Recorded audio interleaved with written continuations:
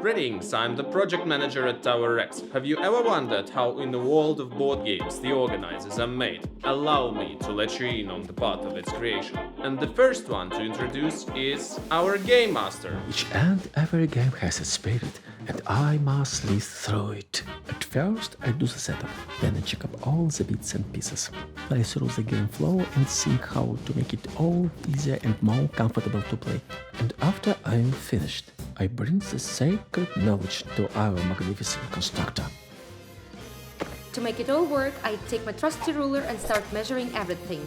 Therefore, ergonomics, proportions and rigid numbers show me that I can make a rounded bottom for the egg holder, upsize the dice tower and add acrylic lids, so you could store it all vertically. Although, all of our organizers are made to be a small piece of art, and for that you need… Me, I'm the designer, the artist to be precise. My task is to convey the inner essence of the product through its external appearance. Game is not only mechanics and flipping cards, it is also a small demi-plane that gets you to feel just the right way.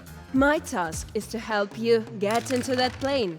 And that's how an idea gets a sense, form and a bit of art.